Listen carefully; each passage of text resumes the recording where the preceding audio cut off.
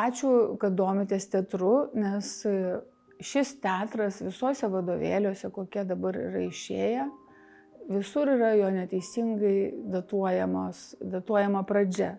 Nes sovietų valdžia prisijėmus 40 metų spalio 6 dienos pirmo spektaklio parodymo datą, taip ir visur rašoma ir 78, 6 ir 82 metų istorijos knygose, enciklopedijose, visur yra datuojama šita data. Aišku, kad ji yra svarbi dėl to, kad tai buvo pirmą kartą suvaidintas spektaklis Hermano Hermanso Viltis. Ir spektaklio pirmo parodymo proga, taip ir laikoma, kad šis teatras atidarytas. Bet kiekvienas žmogus, nors kiek suprasdamas teatro struktūrą, jisai supranta, kad teatras neprasideda nuo 1, 2, 3, jį reikia sukurti, įsteigti ir taip toliau. Šio teatro iniciatorius ir tikrasis teatro įkūrėjas, kurio vardu ir galėtų vadinti šis teatras ir būtų nemažesnė garbė nei Lietuvos nacionalinis dramos teatras, tai yra Romualdas Juknevičius. Romualdo Juknevičiaus likimas yra iš tiesų labai įdomus, tai yra vienas iš centrinių Lietuvos režisierių, kuris yra Olego Žilinsko mokinys. Jisai po jauno žiūrovo teatro buvo išvykęs nuo 34 iki 36 metų pas Merholdę, studijavo Maskvoje ir po 2 metų, kai grįžo atgal į valstybės teatrą, jo jau Dauguvietis nepriėmė, pajutęs, kad jis iš tiesų yra naujos kalbos ir naujo mąstymo ir gana entuziastingas režisierius. Bet jisai turėjo svajonę visą laiką turėti savo teatrą. 39 metais jau buvo nuspręsta vis dėlto steigti Vilniaus kraštą grąžinus lietuviams, kad Vilniaus krašte nebuvo nei vieno lietuviško teatro. Ir šviesuoliai, tai yra Antanas Juška, tuometinis valstybės teatro direktorius, jisai sausio 17 dieną išleido įsakymą, kad valstybės teatras dalinamas į 2 trupes ir viena trupė lieka su Dauguviečiu, o kita trupė, reiškia, paskiriama Romualdui Juknevičiui. Juška, žodžiu, turėdamas 2 tokius to laiko banginius, Dauguvietį ir Juknevičių, jisai, žodžiu, suprato, kad skyla ir trupė pasidalino, nes didžioji dauguma vis dėlto tapo Juknevičiaus šalininkai, kiti liko su Dauguviečiu. Ir, žodžiu, trupė buvo padalinta, o jau sausio 25 dieną, tai tuo metu ministrų tarybos pirmininkas Merkys ir Kazimieras švietimo ministras Jokantas pasirašė įsakymą, kad, žodžiu, yra dėl steigimo Vilniuje lietuvišką teatrą.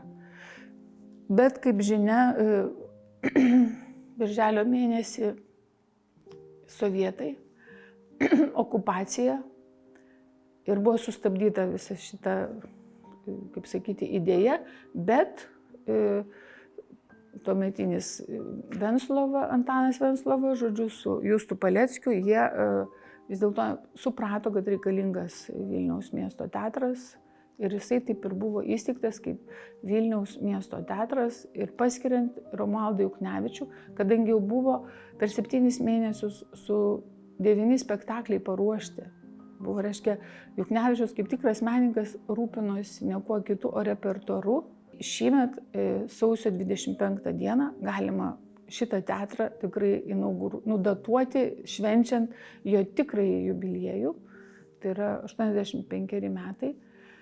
Kiekviena santvarka truputėlį įvairiai vadina pagrindinius tuos vadovus. Vieną kartą jie būna ten meno vadovas, kitą kartą būna, kaip dabar yra generalinis direktorius svarbiausias, tai anais laikais buvo direktorius, kuris buvo ir meno vadovas. Žodžiu, čia jau, kaip sakyti, yra daugiau tokie formalūs dalykai, bet jeigu žiūrėti tokius centrinius valdovus, tai jų buvo 10. Tai, kaip ir minėjau, pirmą mes datuojame Romualdą Juknevičių, po to Borisą Dauguvietį, po Boriso Dauguviečio atėjo Juozas Rudzinskas, po Juozo Rudzinsko Henrikas Vancevičius, kuris ilgiausiai prabuvo 23 metus, po Vancevičiaus yra Jonas Vaitkus, toliau Rimas Tuminas, Faustas Latėnas, Vytautas Rumšas, Adolfas Večerskis ir nuo 2010 metų iki dabar yra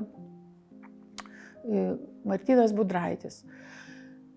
Tai tas pagrindinis dar lūžis, galima sakyti, režisūroje, kadangi 20 amžius yra režisūros amžius. Ir aš noriu vis dėlto pasakyti, kad jeigu kultūroje iki dabar mes turime ar medicinos spragas, ar ten kažkokio švietimo, kur nuolat apie tai girdime ir skaitome, vis dėlto teatre mes tokie kažkokie labai jauni, o nepaisant to mes sugebėjome per įvairias peripetijas vis dėlto pasiekti tokio pagreičio, kad mes tapome lygiaverčiai bet kokiam europiečių režisierium, buvo periodai, kad apskritai mus net ir žiūrėjo visi, nes mes labai greitai sukūrėm stiprų savo teatrą. Ir nebūtinai šiame teatre. Jisai, žodžiu, ir čia visą tai susijęs su režisūros augimu. Tai jeigu žvelgti į šio teatro irgi tokį lūžį dar pavadinčiau, tai apie tokius gana nykius laikus, kai šį teatrą valdė po Dauguviečio jau mirties ir po Juknevičiaus mirties Juozas Rudzinskas. Ir štai Juozas Rudzinskas buvo labai gabus aktorius ir Tartiufą puikiai suvaidino, jis tikrai yra istorinis personažas, bet jisai buvo savo mokslis, nieko nebaigęs ir natūralu, kad jo pradėta režisūra, jinai ir buvo labai tokia buitinė ir silpna. Bet štai jo bičiulis tuo metu jau pakviestas ir buvęs aktorius, dramaturgas Pranas Treinys, jie pamatė, kad teatras labai senka ir jie, aišku, pradėjo žvalgytis ir buvo keli režisieriai, apie kuriuos jie galvojo, bet Kaune jau buvo labai įdomiai pasižymėjęs Henrikas Vancevičius. Jisai nuo 66 metų pradėjo, jį paskyrė, bet tokiam išsekusiam šitame teatre paskyrė vyr režisieriumi. Tai nuo to laiko jie su Pranu Treiniu buvo kaip broliai dvyniai, jos taip ir vadino, nežinau, kad jie vizualiai skirtingi, bet jie buvo tokie ranka ir jie šitą teatrą valdė, kol galų gale prieš jį sukilo patys jo mokiniai. Buvo aišku, kad tai yra atsinaujinimas režisūros ir jau, kad Henrikas Vancevičius jau yra, kaip sakyti, jo psichologinis, realistinis teatras jau išsenka, jau prasidėjo modernizmo pradžia, nes jau mes pradėjome turėti ir tokius pavyzdžius kaip Jurašo, kaip Čibiro, jau atsirado visiškai kita režisūrinė kalba ir Vaitkui buvo pasiūlyta, iš karto čia yra ne kažkieno vidinės nuosprendis, o būtent iš aukščiau ministerija pasiūlė tapti vadovu. Ir tokiu būdu jisai buvo paprašytas ir ta kaita įvyko visą laiką šitam teatre gana harmoningai tos kaitos. Čia niekada nebuvo kažkokių tai, išskyrus vėliau prasidėjo kažkokios peripetijos, bet tuo laiku, jeigu žiūrėti, viskas yra labai kažkaip tai taip, viskas buvo žiūrima į spektaklio kokybę. Tai Vaitkus pralaužė tokiam visiškam modernizmui, atvėrė duris ir integravosi jo mokiniai, tarp jų iki dabar yra vieni iš vedančiųjų aktorių Lietuvoje ir vaidina įvairiuose teatruose. Ir paskui jį atėjo mokinys Oskaras Koršunovas, kuris apskritai įtvirtino tą modernistinio teatro visą kultūrą. Jisai, kaip sakyti, teatre prasidėjo naujas judėjimas, nauja kalba ir noriu pasakyti, kad visi režisieriai, kurie Lietuvoje bekūrė ir turėjo savo kitose institucijose dirbo ir kitose miestuose, visi vienaip ar kitaip dirbo ir šitame teatre. Šiuo metu būtinai reikia prisiminti šio teatro pastato istoriją, dėl to, kad tai yra labai susijusi ir su meninė visa veikla.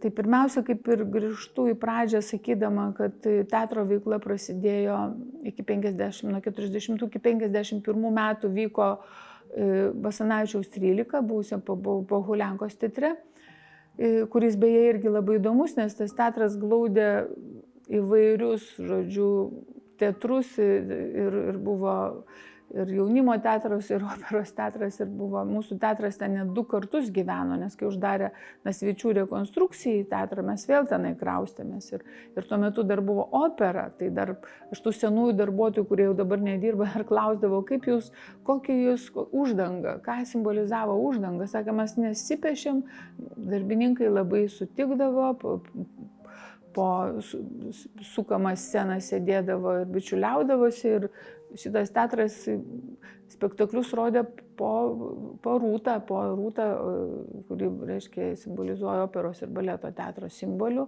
nes ten buvo ir opera tuo metu. Vis dėlto šiame teatre dar yra gyvų aktorių, kurie mena tą pirmąjį iki rekonstrukcijos teatrą, nes jį kaip 72 metais uždarė ir atidarė tik 81 metų gruodžio 20 dieną. Tai su Justino Marcinkevičiaus Dedalas ir Ikaras ir Prometėjas, reiškia 2 savarankiški kūriniai. Tai teatras veikia visiškai kitų pagrindų, jisai buvo visiškai kitoks iš vidaus, žmonės turėjo išėjimą tiesioginį iš scenos į bufetuką, buvo tradicija po spektaklio ilgai būti, nesiskirstyti, jisai buvo kažkoks ir dėl to tos šeimos motyvas, apie kurį dabar dažnai yra kalbama, jisai šitame teatre buvo labai labai stiprus. Ir tyla, kur buvo foje ir visas aptarnaujamas personalas turėdavo būti tyloje, jeigu vyksta repeticijos, tokie labai daug buvo etikos, tokių gražių taisyklių, kurios tęsiasi nuo Juknevičiaus, nes visas taisyklės, netgi tam tikros frazės, kur dabar vyresni kalba, čia buvo Juknevičiaus, nes kai skaitai apie Juknevičių, tai tu matai, kad čia yra iš Juknevičiaus frazeologizmo atėję visokie tokie gražūs visokie dalykai. Tai atsimenu netgi neseniai mirusios Aldonos Janušauskaitės netgi gražų prisiminimą, kuri pasakojo, kaip jie iš Basanavičiaus gatvės per kalną su savo grimo staliukais dardėjo anekdotus be pasakodami, žodžiu, šitą jau rekonstruotą teatrą. Nebuvo jokių mašinų, jokių ten sunkvežimių, net nebuvo iš kur nuomoti, žmonės kažkaip sugebėjo patys su savo kažkokiais ūsais ir blakstienom kažkaip tai atvažiuoti ir čia būti ir pamilti tą naująjį teatrą.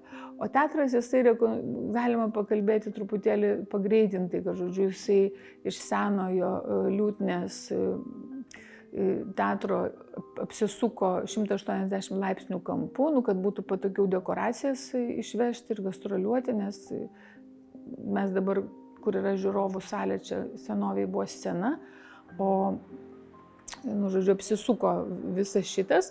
Teatras šiek tiek prasiplėtė ten, kur buvo senojo teatro foje, tie šoniniai koridoriai, jie tapo mūsų, reiškia, jau žiūrovinė erdvė.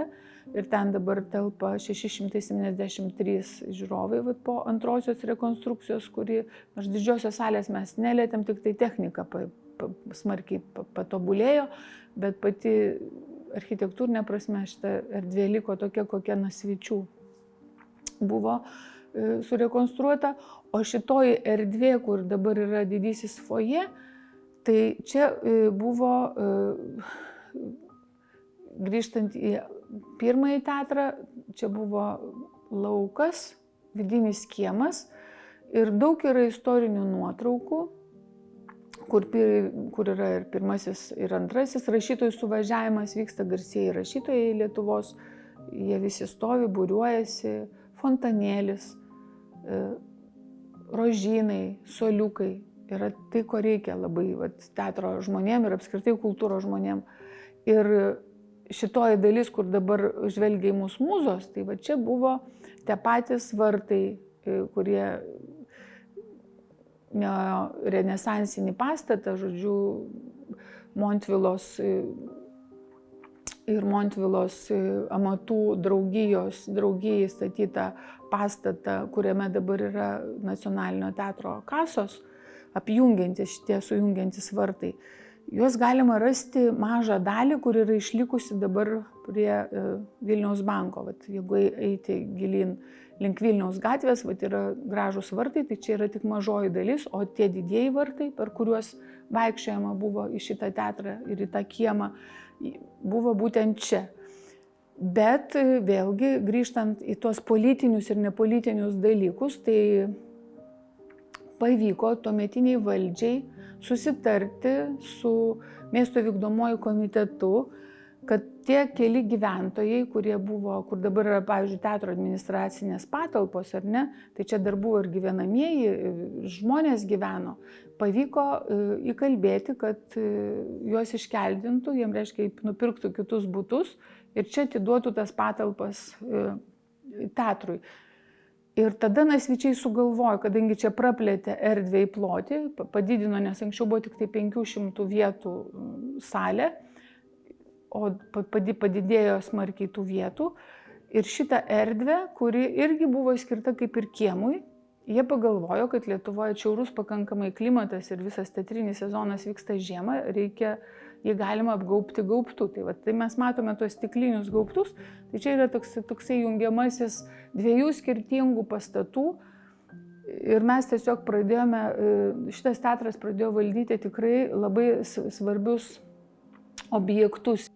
Kaip matote, teatrą dabar vainikuoja ir apjungia Nasvyčių architektūra, labai svarbi yra Mūzų šventė. Tai yra Stanislovo Kuzmos skulptūra, kuri šitos mūzos yra tapusios ne tik teatro simboliu, bet gal net ir Vilniaus. Dėl to, kad jeigu pastebėjote, kai kuriuose leidiniuose, kuriuose norima kažką pasakyti gražaus apie Vilnių, tai net nebūtinai deda katedrą, tiesiog deda būtent šitas mūzas.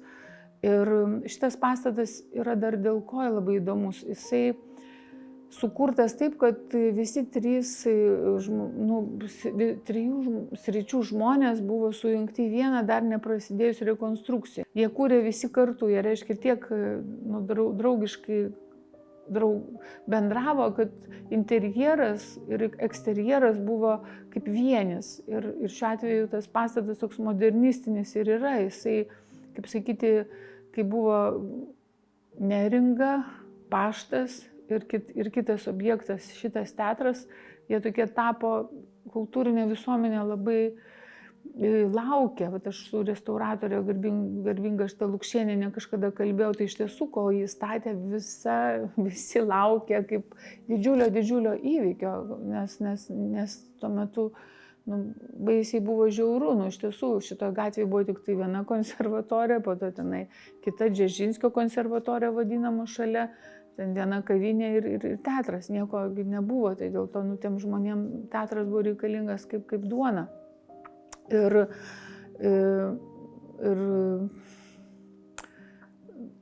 vat, pažvelgus vat, į tą, ką Kuzma apjungia, tai jisai tą Kaliopę, Talėją ir Melpomenę, tai čia visų žanrus, kaip sakyti, drama, komedija ir tragedija. Vat, Kuzma norėjo šiek tiek kitos versmės, kur dabar yra foje, šiek tiek kito kažkokio atspalvio, bet tada Nasvyčiai, būdami geri interjeristai, jie laikomi buvo, kad ten jau buvo Neringa sukūrę ir jie tokį panbarchatą, hakis spalvos buvo jau parinkę, tai prašė, kad ir skulptūra būtų šiek tiek kito švytėjimo. Reiškia, vat vyrai tą visą dinamiką labai stipriai dėl jos tarėsi ir viskas buvo išvesta tikrai labai aukštam lygyje. Teatrą, kai pastatė, irgi buvo labai įdomu dėl to, kad jisai turėjo savo ir saugumiečiams skirtą kambariuką, ir saugumiečiai eidavo tiesiai, jie būdavo atvežami per Rodminių gatvę, čia neidavo su visuomenė ir jie tiesiai įeidavo į tą savo, kur centre toks buvo kambarys, ten nusivilkdavo ir jie net lipdavo per sceną, nusileisdavo ir jie pyko šiek tiek ant Nasvyčių, kodėl jie neturi savo ložės, nes šiaip tai irgi nuo sovietmečio visos ložės. Tai jiem buvo pasakyta arba 5 eilėje, arba 1, kur norite. Šito teatro simbolis, kaip daugelis mato, yra laivelis. Kai kas anksčiau klausdavo, kodėl tai ir čia ne laivų statybos įmonė, kodėl čia tas laivelis, bet čia viskas susiję su Hermanso viltim.